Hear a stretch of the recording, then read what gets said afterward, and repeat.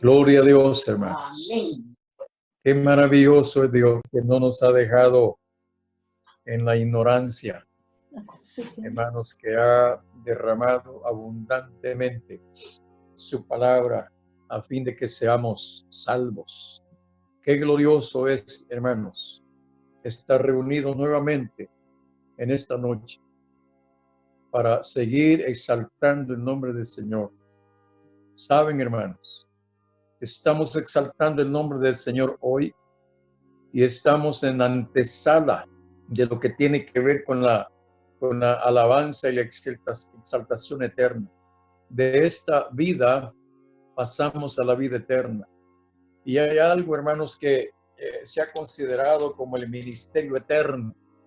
El ministerio eterno es la alabanza, la adoración y la música ungidas del cielo. Por eso debemos buscar perfeccionarnos en alabanza, en adoración, a fin de que podamos nosotros, hermanos, tener la bendición de ser trasladados, hermanos, al reino del amado Hijo de Dios, para que allá, hermanos, continuemos exaltando y alabando al Señor. Amén. Gloria a Dios. Dios los bendiga esta noche. Es un gozo, una alegría estar con ustedes nuevamente, hermanos. Vamos a continuar la consideración que estamos haciendo en el libro de los Hechos acerca de la iglesia que algunos llaman la iglesia primitiva, la iglesia primera, la iglesia de Pentecostés, etcétera. Puede tener varios calificativos, pero es, hermano, los inicios, diría yo, de la conformación del cuerpo de Cristo en esta tierra. Ya Cristo, la cabeza, está en el cielo. Allá dice Hebreos 7:25 que intercede por nosotros. Él está como nuestro sumo sacerdote. Y como dice en Hebreos capítulo 3, verso 1, por tanto, hermanos santos, participantes del llamamiento celestial, considerad al apóstol y sumo sacerdote de nuestra profesión, Cristo Jesús, el cual es fiel al que le constituyó, como también lo fue Moisés, en toda la casa de Dios. Entonces, estoy leyendo esto, hermanos, porque esta noche quiero que consideremos el llamamiento y el apostolado del apóstol Pablo a los gentiles. Yo creo, hermanos, que es pertinente, es sumamente indispensable que nosotros sepamos exactamente, hermanos, las cosas como son, según la Escritura. Digo esto, hermanos, y con todo respeto y consideración a aquellos que hoy día dicen que tienen un apostolado. Y realmente, hermanos, es algo que nosotros debemos ver a través de las Escrituras. No me voy a meter a tratar de probar si son o no lo son. Lo que yo sé que de acuerdo a las Escrituras hay requisitos y condiciones que deben llenarse, y Jesucristo y los apóstoles que él escogió, y el apóstol Pablo quien escogió por último, dijéramos, hermanos, han sido constituidos de acuerdo al deseo y a la elección del Padre, al deseo y a la elección de Jesucristo. Por lo tanto, nuestros apóstoles genuinos, originales, son ellos. Y a ellos nos debemos de someter y sujetar como aquellos que están, hermanos, edificándonos, perfeccionándonos, como dice Efesios 4, que quiero que vayamos y lo leamos también. Efesios 4 es una escritura tan preciosa, hermanos, porque ahí dice quien constituyó apóstoles, profetas, evangelistas, pastores y maestros es nuestro Señor Jesucristo. 4:8 de Efesios, por lo cual dice, subiendo a lo alto llevó cautiva la cautividad y dio dones a los hombres. Y eso de que subió, ¿qué es? Sino que también había descendido primero a las partes más bajas de la tierra. El que descendió es el mismo que también subió por encima de todos los cielos para llenarlo todo.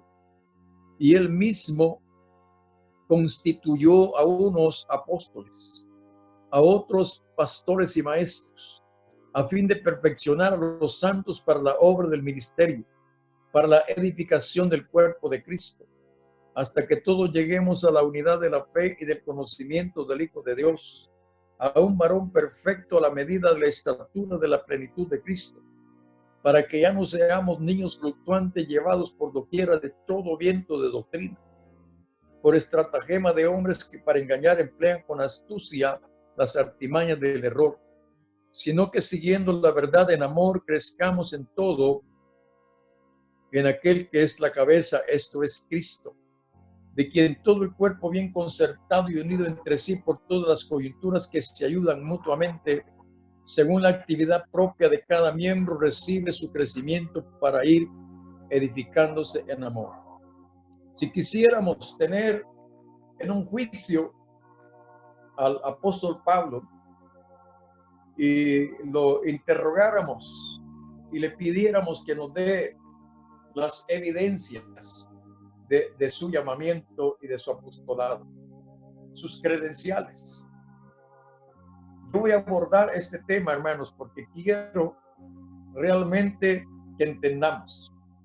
Número uno, que hasta el punto donde Pablo, Pedro y los demás fueron llamados, primero como discípulos y luego como apóstoles. Ya como apóstoles, hermanos, ellos tenían que compartir, enseñar todo aquello que Jesucristo les había enseñado. Por eso Él les dice que vayan por todas partes, hermanos, y que hagan discípulos a las naciones, enseñándoles que guarden todas las cosas que Él les enseñó. Amén. Entonces, ¿qué es lo que debemos ver? Decía, número uno, eso. Primero como discípulos y luego como apóstoles que son enviados para esta misión.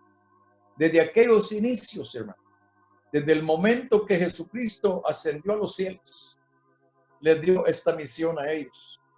Y han dejado, hermano, escrituras que hoy nos garantizan y nos evidencian, hermano, cuál es en realidad el llamamiento de ellos. ¿Por qué?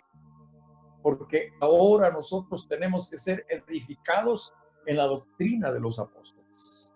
Y en este caso, los apóstoles que el Señor constituyó, con la excepción de Judas, que ustedes saben que él cayó de su ministerio. Pero luego, todos los que pudieron, hermanos, plasmar, todos los que pudieron dejar como un legado este cúmulo de enseñanzas y doctrinas para la formación, hermano, para la perfección de los santos, dice aquí el apóstol Pablo en Efesios 4. Para la perfección de los santos. ¿Qué está pasando hoy con los santos? Estamos siendo perfeccionados. ¿Con qué?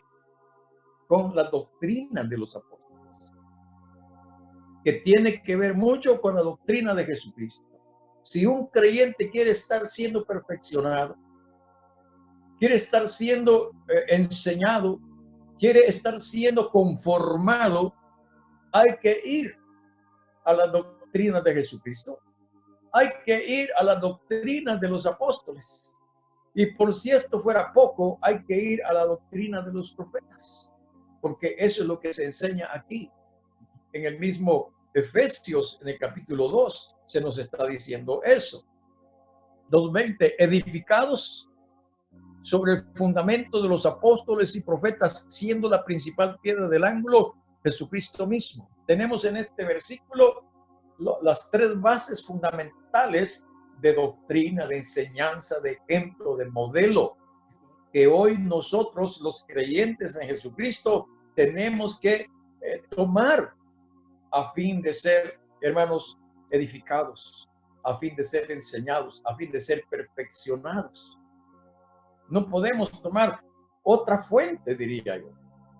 Esta es la fuente que nosotros tenemos disponible, gracias a Dios, gracias a Jesucristo, gracias al Espíritu Santo, que no nos dejaron, hermanos, en una condición en la que anduviéramos para arriba y para abajo, como él mismo dice, para que ya no seamos niños fluctuantes, llevados por doquiera de todo viento de doctrina, por estratagema de hombres que para engañar emplean con astucia las artimañas del error. He leído Efesios 2:14.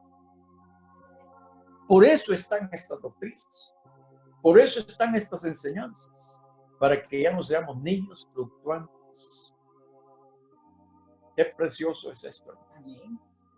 Tenemos, hermanos, mucho de qué gloriarnos. Tenemos mucho en qué confiar. Tenemos mucho, hermanos, en qué ampararnos en la sana doctrina de Jesucristo, la sana doctrina de los apóstoles, la sana doctrina de los profetas, la sana doctrina aquí, como vemos en Efesios 4:11, apóstoles, profetas, evangelistas, pastores y maestros. Aquí tenemos la mano de Dios, bajo la cual tenemos que humillarnos, a fin de que Él nos perfeccione, afirme, fortalezca y establezca, y a Él sea la gloria por los siglos de los siglos. Estoy haciendo esta introducción de esta manera porque quiero que nos dediquemos a examinar y aprendamos cómo es que el Señor instituyó, en este caso en particular, a Pablo como un apóstol, y en este caso para los gentiles, que somos nosotros. Tenemos un apóstol. Después de Jesucristo, como el apóstol, como decía Hebreos, el apóstol de nuestra esperanza, el apóstol de nuestra fe.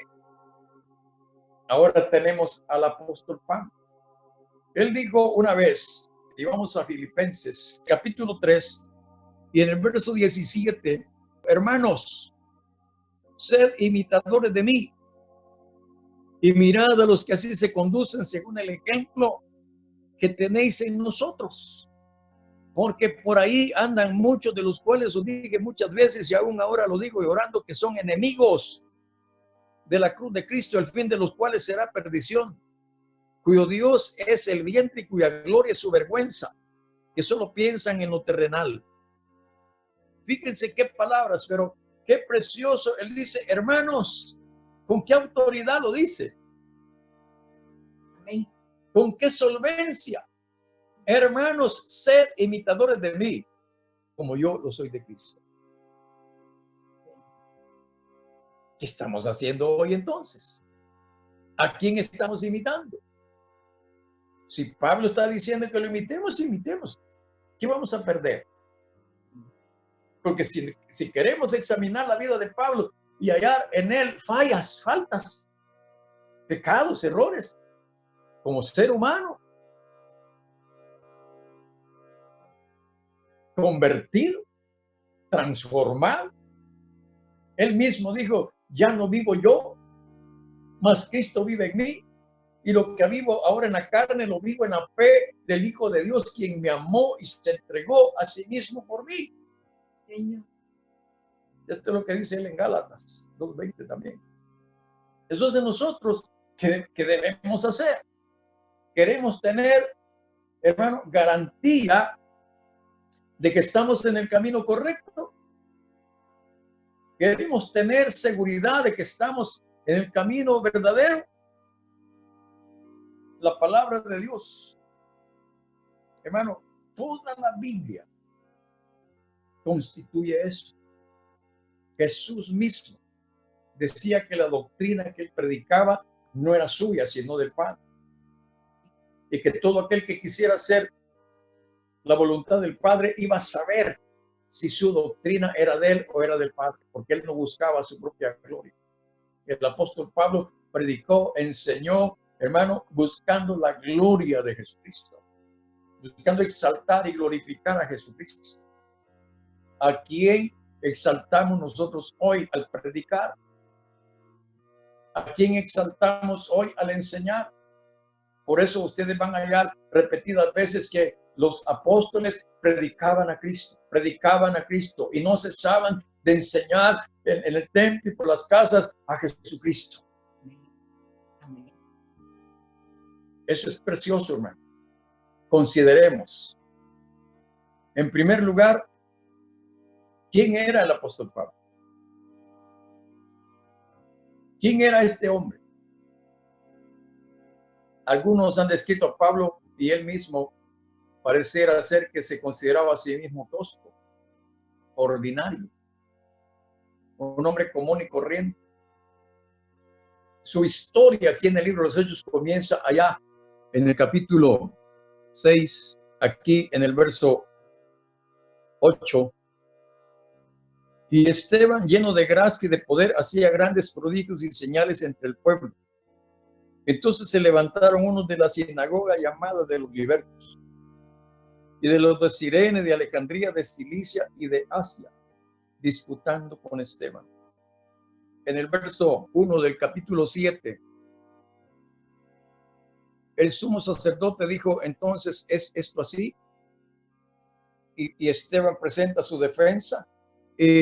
Al final de este capítulo, hallamos aquí por primera vez al apóstol Pablo, o Saulo de Tarso, como se conocía.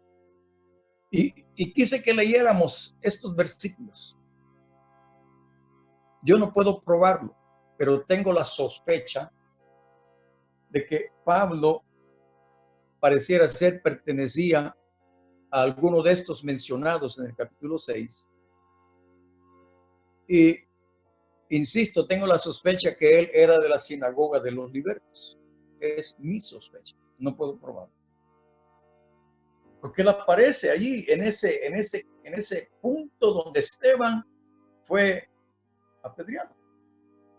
Y curiosamente dice aquí que cuando apedreaban a Esteban, en el verso 58, y echándole fuera de la ciudad le apedrearon, y los testigos pusieron sus ropas a los pies de un joven que se llamaba Saulo.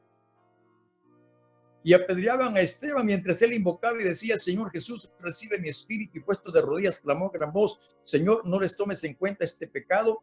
Y habiendo dicho esto, durmió. En el tiempo que hay de este evento, en el capítulo 7, enlaza con el capítulo 8, porque sigue. Aquí tenemos un protagonista ya. Y Saulo consentía en su muerte. Una de las cosas que se daban en el asunto de Esteban es que dice aquí en el verso 9 del capítulo 6, volviendo otra vez al capítulo 6, verso 9 de Hechos. Entonces se levantaron unos de la sinagoga llamada de los libertos y de los de Cirene, de Alejandría, de Cilicia y de Asia, dice, disputando con Esteban. ¿Y qué es lo que disputaban? Ustedes pueden ver las acusaciones que hicieron en contra de Esteban. Esas eran sus discusiones. Decían que Esteban hablaba de Jesús y que él había hablado de la destrucción del templo. Acusaban a Esteban de eso. Para los judíos, hermanos, el templo tenía un significado muy relevante. Nadie podía hablar en contra del templo o hacer algo en contra del templo. Era para ellos algo tan sagrado, hermanos, que nadie podía atreverse a decir o hacer algo en contra del templo porque era condenado a muerte. Con todo, imagínense el celo que tenían, entre comillas, y sin embargo los sacerdotes lo profanaban todos los días. Es increíble. Entonces ahora tenemos aquí a Saulo, uno de los que disputaban con Esteban. Continúo con mi sospecha.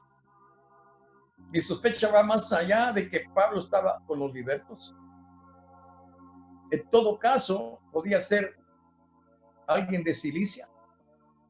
Pero más que todo pienso que porque había una disputa, pienso que Pablo llevaba, ¿cómo se dice?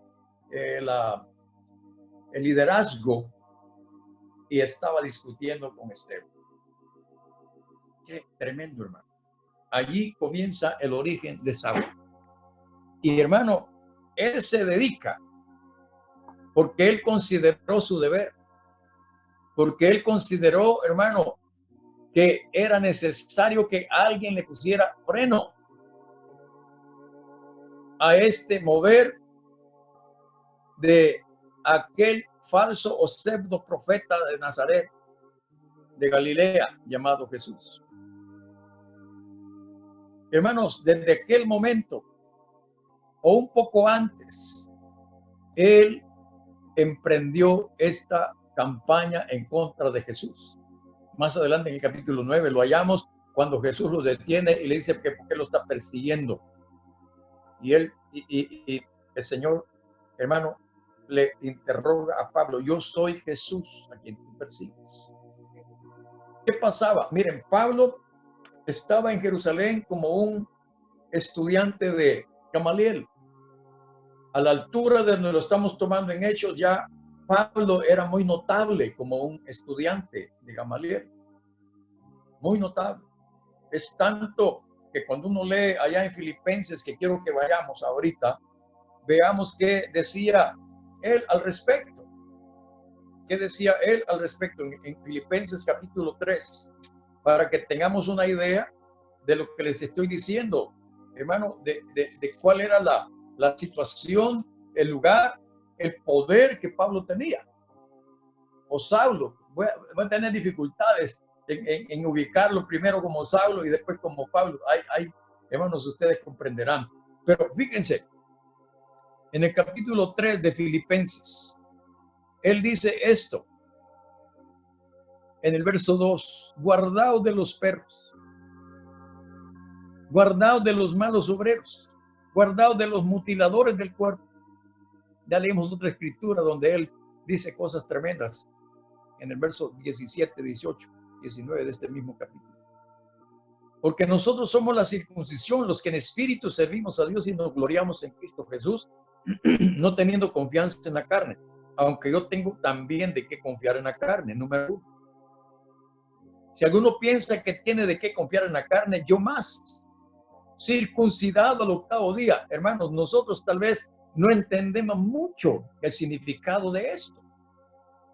Circuncidado al 8º día quería decir que él había sido fiel, o en este caso, su papá o su mamá habían sido fieles en cumplir, hermano, con el pacto que Dios había hecho con Abraham.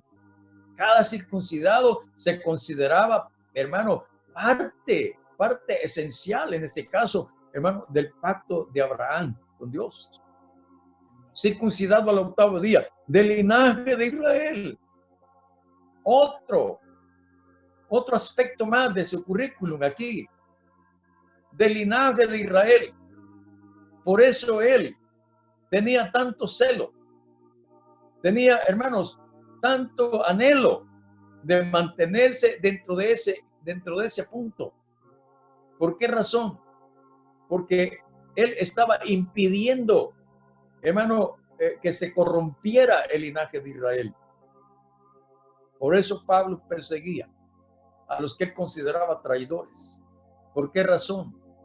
Porque estos estaban, imagínense, ya a la altura en la que esto se va dando, ya había señales, hermanos, de que algunos gentiles comenzaban a llegar a la iglesia. A mí me llama mucho la atención. ¿Por qué directa o básicamente el Señor escoge a Pablo y lo envía a los gentiles? Más tarde él escribe y dice que tanto judíos como gentiles ahora en Cristo Jesús pertenecen al mismo linaje, de la tribu de Benjamín, hebreo de hebreos. Esta frase es tremenda, hermanos. Sí, hay muchos hebreos, pero yo soy el más grande. Yo soy el más importante. Qué tremenda esa frase. En cuanto a la ley, fariseo. En cuanto a celo, perseguidor de la iglesia. En cuanto a la justicia que es en la ley, irreprensible. Currículum. El de este hombre. Era un principal. Era un erudito. Es decir, que era un doctor de la ley. Preparado. Instruido. Decir que era instruido a los pies de Gamaliel, hermano, eso era un honor tremendo. Tremendo, porque Gamaliel era un gran rabino en Israel, respetado, reconocido, reverenciado. Qué tremendo, hermanos. No, miren, ni Gamaliel, si Gamaliel tenía esas condiciones, ahora imagínense sus discípulos también, ya que al discípulo no les dado más que ser como su maestro. Podríamos tener otro Gamaliel en Pablo o en Saulo. Y resulta que termina aventajando a Gamaliel después que Jesucristo lo llama. Volvamos allá al capítulo 8 y verso 1, hablando de Esteban. Dice, y Saulo consentía en su muerte. En aquel día, o sea, en el día que Esteban es lapidado, ese mismo día se desató una gran persecución contra la iglesia que estaba en Jerusalén. Y todos fueron esparcidos por las tierras de Judea y de Samaria, salvo los apóstoles. Y hombres piadosos llevaron a enterrar a Esteban e hicieron gran llanto sobre él. Y Saulo asolaba la iglesia. Y entrando casa por casa, arrastraba a hombres y a mujeres y los entregaba en la cárcel. Miren, entre más hacía cosas Pablo, más candidatos se hacía para que Dios lo tomara como su discípulo. Y no tardó mucho. No tardó mucho. Hermanos, si Jesús no para a Pablo,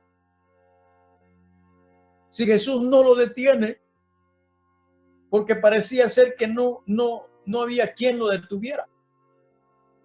Llegaron a tenerle tanto miedo. Mencionar su nombre causaba terror. Mencionar su nombre, por ejemplo, decían, parece ser que Pablo viene a esta ciudad. Todos los cristianos salían a esconderse. Huían. Porque difícilmente se le escapaban a Pablo.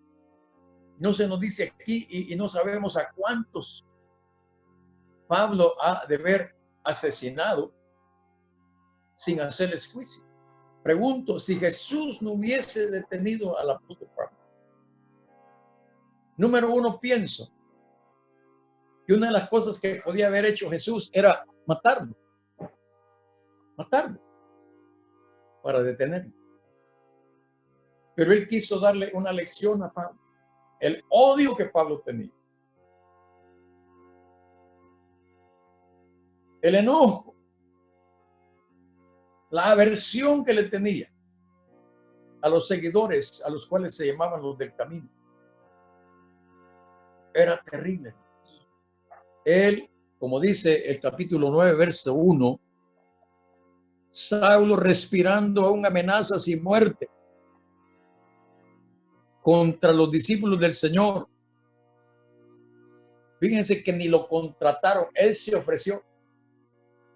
Era tanto su odio que estaba dispuesto a hacer lo que fuera. Él quería parecer un patriota, quería parecer, hermanos, alguien tan celoso de la religión que practicaban ellos, que estuvo dispuesto y se ofrece al sumo sacerdote, y el sumo sacerdote más que encantado. Quizás estaban buscando a alguien para comisionarle esto, porque ya había habido varios intentos, hermanos, de detener, hermano, a los del camino, y no había sido posible. Y cuando se dieron cuenta, hermano, de la capacidad de Pablo en su odio, en su furor en contra de los creyentes, no encontraron mejor candidato que este hombre llamado Saulo. Es tal que dice que le pidió cartas, o sea, recomendaciones, credenciales para la sinagoga de Damasco. Es decir, que al llegar a Damasco, él se iba a presentar con los líderes judíos de la sinagoga de Damasco y decirles: aquí estoy comisionado para combatir a esta plaga, para combatir a estos que están contrarios a la ley de Moisés, que están contrarios al templo y que, por cierto, fuera poco, nos acusan de haber dado muerte a uno que dicen que era profeta, a uno que dicen que era de Galilea, a uno que dicen que era el Hijo de Dios. Habían muchos argumentos y muchas cosas que atormentaban la mente, el espíritu celoso de Pablo, según la religión.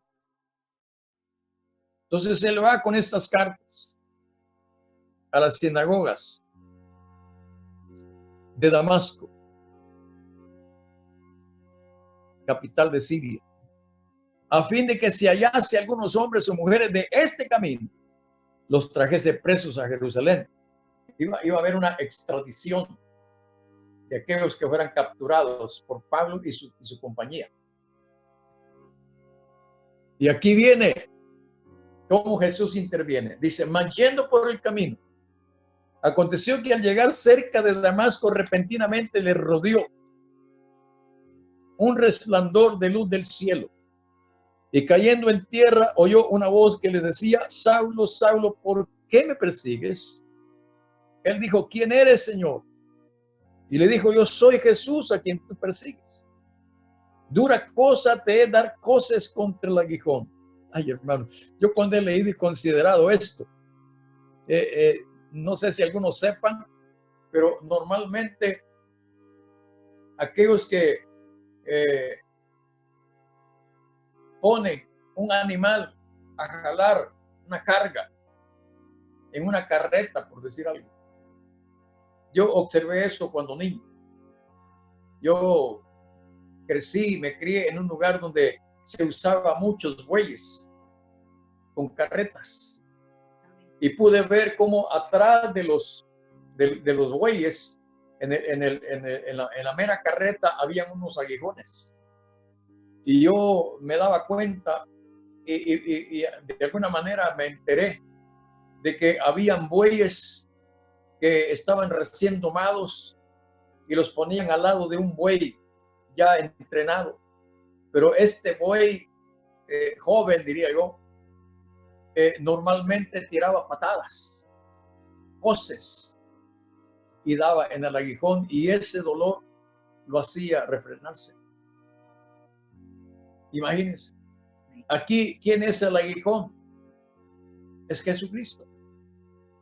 Y hermanos, esto tiene una connotación muy importante. Nadie que se atreva a dar coces contra el aguijón Cristo. Y imagínense, y en qué comparación queda, porque solo una bestia de carga, una bestia de tiro, era sometido a tal situación. Yo no quiero ir muy lejos con esto, pero imagínense cómo es comparado Pablo ahí, como una bestia. Era tanta su odio, era tanto, hermano, su deseo de matar a los seguidores de Jesús, que él ya era como eso, como una bestia. Que Dios tenga misericordia de nosotros, hermanos, y no atacar en ninguna manera, en ninguna forma a Jesús, ni a sus seguidores, ni a su obra, porque eso somos, según este pasaje. Dura cosa te es dar coces contra el aguijón. Aquí es algo figurado, pero realmente el resultado es el mismo.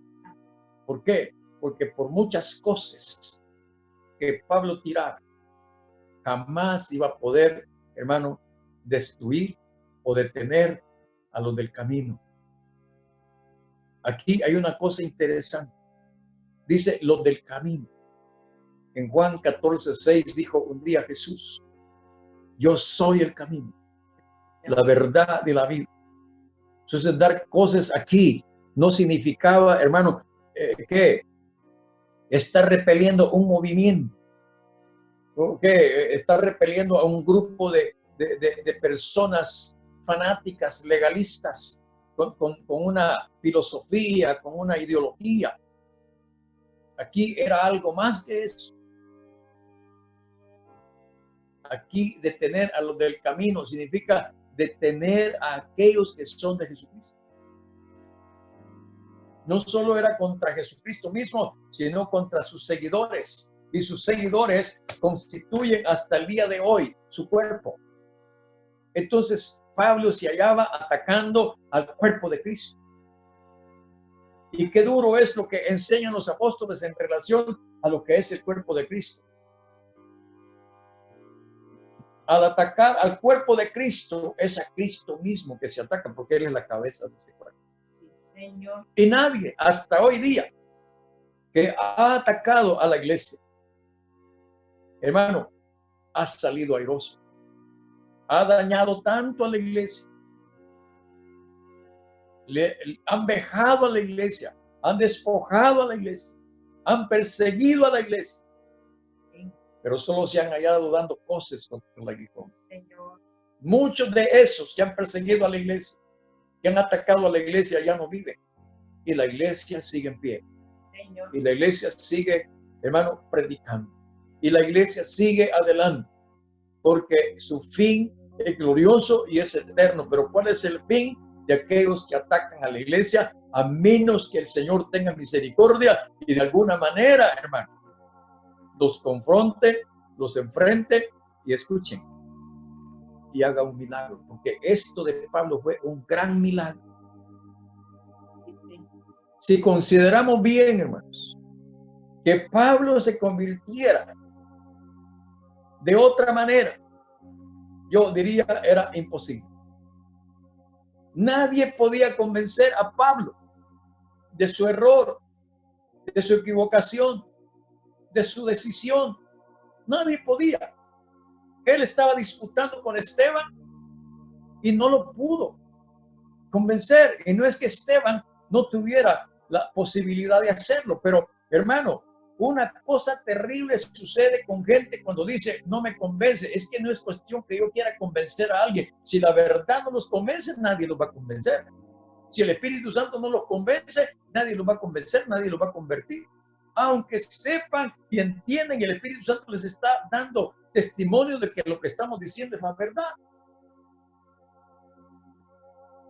Pero si rechazan la verdad, eso es como dar cosas contra la iglesia. Y aquí se encuentra el apóstol Pablo.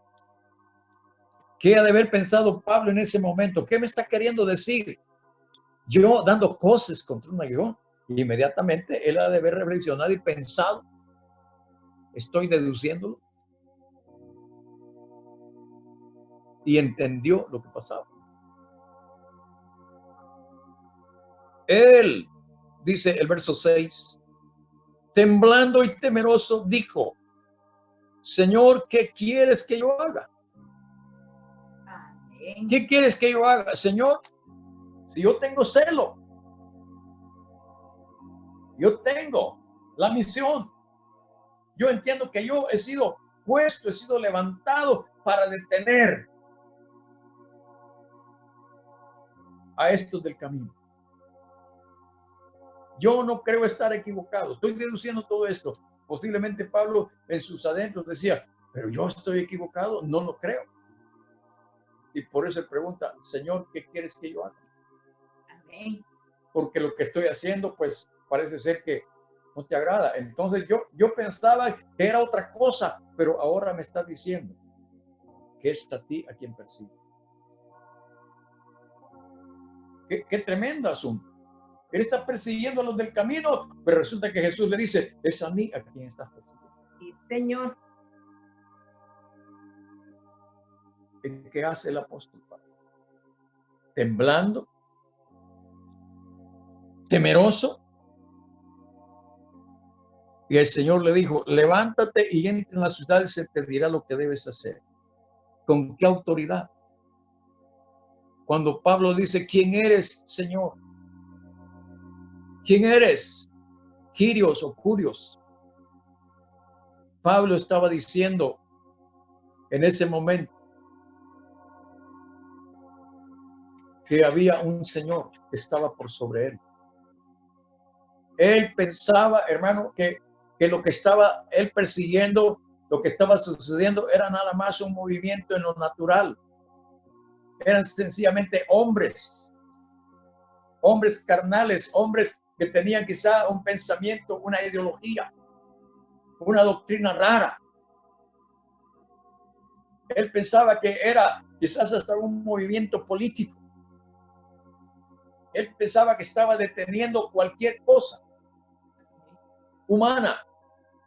Lo que él no sabía es que la iglesia tiene una misión divina, Señor, encargada por aquel que la ha escogido para cumplir con este propósito. Entra en la ciudad y se te dirá lo que debes hacer. Y los hombres que iban con Saulo se pararon atónitos, oyendo a la verdad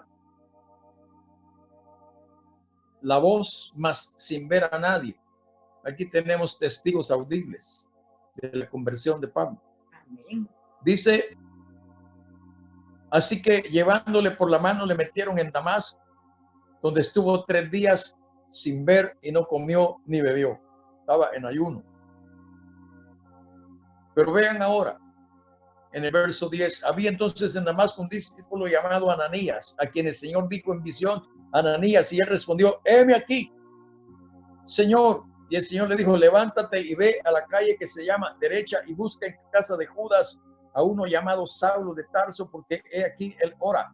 Hermano, cuando Ananías oyó ese nombre, ustedes saben que él no quería ir, pero el Señor le insiste y le dice, porque he aquí él ora y ha visto en visión a un varón llamado Ananías que entra y le pone las manos encima para que recobre la vista. ¿Quién estaba dando esta visión a Saulo?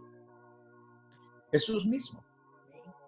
Qué precioso eso, hermano. Sí, Señor. Por eso estaba diciendo un día de estos que nuestro mejor medio de comunicación, de enlace que tenemos, es el Espíritu Santo. Es Jesucristo, quien puede hablarle a uno en una parte, al otro en otra parte y hacer que ambos cumplan una visión. Entonces Ananías respondió, Señor, he oído de muchos acerca de este hombre. ¿Cuántos males ha hecho a tus santos en Jerusalén? Y aún aquí tiene autoridad de los principales sacerdotes para prender a todos los que invocan tu nombre. El Señor le dijo, y ojo con este versículo, ve, porque instrumento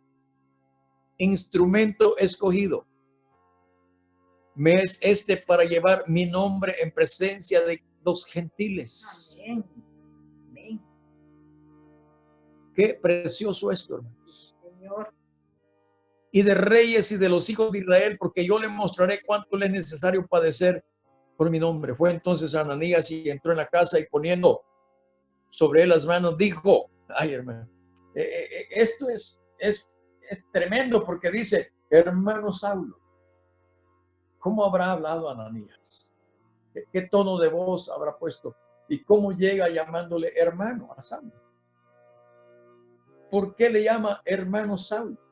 Para Ananías, Saulo ya no era el perseguidor, ya no era el asesino, ya no era, hermano, aquel que odiaba a los del camino. Ahora ya era uno de ellos. No así nos decimos todos en la iglesia, Señor. Hermanos, sí. Hermano aquí, hermano allá, hermano allá. ¿Por qué? ¿Por qué lo decimos? Porque todos estamos bajo la misma cobertura del Señor Jesucristo y del Espíritu Santo. Todos somos hijos de Dios, todos somos hermanos. Amén. Aquí Ananías ya convencido, diría yo, hermano, las evidencias del Señor Jesucristo. Ananías no había más discusión. Quizá pudiéramos deducir algo. No, Ananías, mira, es que él estaba haciendo esto, tienes razón, pero no, ya arreglé yo las cosas, ya hablé con él, anda, no temas, él ya no va a hacer lo que había venido a hacer, ya está arreglado el asunto, ya Saulo ya está curado, ya Saulo ya no tiene ese odio, ya no tiene esa amargura, ese rencor, ese celo fanático, ya no lo tiene. Así que ve con él. Ahora Saulo ya no es el perseguidor, ahora es tu hermano. Por eso Ananías llega, hermano Saulo. Y una cosa interesante, Saulo no le dice, ¿por qué me está llamando hermano? Qué tremendo eso, hermano. Yo no sé cómo se sienten ustedes cuando otros hermanos nos dicen, hermano. Debemos detenernos un poco y considerar ese saludo. Hermano, Dios te bendiga. Qué precioso eso, hermanos. Amén. Dice él, hermano Saulo, el Señor Jesús que se te apareció en el camino por donde venía me ha enviado para que recibas la vista y sea lleno del Espíritu Santo. Ojo con esto. Esto todavía no era noticia. Todavía no era público. Habían pasado básicamente 3 días. Lo que yo no hallo aquí, ¿qué se hicieron los que acompañaban a Pablo? Tengo la impresión que estos hombres han de haber salido huyendo. Metieron a Pablo allí en Damasco y ellos se desaparecieron. ¿Y quién más podía saber la noticia? Yo creo que tenían miedo de contar lo acontecido, hermano, porque podían llegar a ser considerados, ¿qué? ¿Locos? ¿Ridículos? ¿Cómo los podían haber considerado? Mejor guardaron silencio seguramente. ¿Cómo supo esto de haber pensado Pablo? ¿Cómo supo este hombre lo que me pasó en el camino? ¿Qué trajo eso en el corazón, en el alma de Pablo? Trajo más convicción todavía. El Señor Jesús que se te apareció en el camino me ha enviado para que reciba la vista y sea lleno del Espíritu Santo. Dice aquí antes que Pablo estaba orando, no había comido ni bebido, pero tenía una visión de un hombre llamado Ananías. Cuando Ananías le dice, hermano Saulo, quizá la respuesta de Saulo debe haber sido, hermano Ananías, porque él ya lo estaba esperando.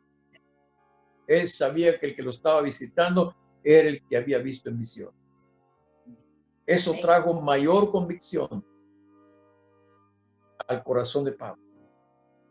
De ahí para adelante, hermanos, ustedes pueden ver, para ir concluyendo, cómo él tiene estas experiencias. Dice que después de que él es sanado, en el verso 17 estaba leyendo, me ha enviado para que recibas la vista y sea lleno del Espíritu Santo. Qué precioso esto. Y al momento le cayeron de los ojos como escamas y recibió al instante la vista y levantándose fue bautizado. Dice, y sea lleno del Espíritu Santo. En ese acto de la sanidad, Saulo es lleno del Espíritu Santo. Algo que Saulo no sabía. A lo mejor él tenía informes de esto del bautismo del Espíritu Santo, pero él lo menospreciaba. Y ahora él mismo lo está experimentando. Dice, y habiendo tomado alimento, recobró fuerzas y estuvo Saulo por algunos días con los discípulos que estaban en Damasco. Pueden imaginarse. Los que estaban en Damasco, dice en el verso 21, y todos los que le oían estaban atónitos y decían, ¿no es este el que asolaba en Jerusalén a los que invocaban este nombre? Y a eso vino acá para llevar los presos ante los principales sacerdotes. Pero Saulo mucho más se esforzaba y confundía a los judíos que moraban en Damasco, demostrando que Jesús era el Cristo. Sí, Señor. Desde el mero inicio, ya Pablo tenía, por la unción del Espíritu Santo, esa misión de anunciar que aquel al que él perseguía era el Cristo, el Mesías. Que aquel al que él perseguía era el que había muerto en la cruz y había resucitado al tercer día para perdonar los pecados. A esta altura, no solamente la sanidad de sus ojos, sino el bautismo en el Espíritu Santo, pero también el perdón de sus pecados había sido realizado. Y Pablo lo recibe como su Salvador y como su Señor. Señor. Qué experiencia más tremenda esta, hermanos. ¿Cómo es esto? Él se puso a predicar y decía que aquel que se le había aparecido en el camino también era el Hijo de Dios. Otro aspecto importante. Ahora nosotros estamos aquí. ¿Cuál es nuestra predicación? Nuestra predicación, según lo que Pablo comienza a hacer aquí, es mostrarle a la gente, hablarle a la gente acerca de que Jesús es el Hijo de Dios y que Jesús es el Mesías. Bases fundamentales para, hermano, predicar un evangelio correcto. No podemos predicar otro evangelio. Pablo más tarde argumenta sobre eso. Si alguno viene predicando otro evangelio que el que les hemos enseñado, el tal sea anatema, le dice. Entonces nosotros, la iglesia actualmente, deberá seguir predicando, anunciando que Jesús es el Hijo de Dios, que Jesús es el Mesías. Les invito a que todos nosotros tomemos esta tarea de seguir anunciando esto. Es la base fundamental del verdadero evangelio. Sin Jesús no hay evangelio. Sin Jesús no hay predicación verdadera. Sin Jesús no hay perdón de pecados. Amén. Sin Jesús no hay bautismo en el Espíritu Santo. Y sin Jesús no existe una iglesia. Sin Jesús no existe. Por lo tanto, lo que da valor y lo que da verdaderamente fundamento a la existencia de la iglesia es que Jesús vive. Amén. Y que Él reina y que Él es el Señor de señores y el Rey de reyes. Amén. Y que es también nuestro Señor y Salvador. Oremos, hermanos, y dispongámonos a seguir en este trabajo. El Señor está a las puertas. Que seamos hallados predicando su nombre, enseñando su evangelio como debe ser enseñado. Padre, gracias en esta hora, Señor, por tu bondad y tu misericordia. Señor, tú has enfrentado a tantos hombres en la historia. Has levantado a tantos hombres en la vida. Señor, los que estamos aquí somos parte de todo esto. Un día tú nos encontraste a nosotros también, Señor, quizás oponiéndonos a ti, oponiéndonos a tu palabra, oponiéndonos a tu evangelio, oponiéndonos a tu iglesia. Señor, ¿cuántos de nosotros quizás un día fuimos quizás hasta murmuradores terribles? Fuimos personas que posiblemente hasta agredimos a algún creyente y blasfemamos en contra de Dios. Quizás fuimos de aquellos que nos burlamos de tu nombre, de tu evangelio y de tu iglesia, Señor. Pero tú, en tu gran misericordia, Señor, te compadeciste y nos encontraste. Señor, gracias porque tú encontraste a este hombre. Señor, personalmente lo encontraste, Señor, y lo tomaste para tu reino. Qué tesoro, qué belleza, qué joya más tremenda tú formaste en Saulo, Señor, como también lo estás haciendo en nosotros. Gracias porque un día, Señor, nos saliste al camino. Un día, Señor, nos confrontaste con la realidad y nos hiciste entender que no éramos más que bestias que dábamos coces contra el aguijón. Por eso ahora estamos aquí, Señor. Por eso ahora estamos en este lugar. Por eso ahora, Señor, te decimos como el apóstol dijo estas palabras: ¿quién eres, Señor? ¿Qué quieres que yo haga? ¿Quién eres, Señor, y qué quieres que yo haga?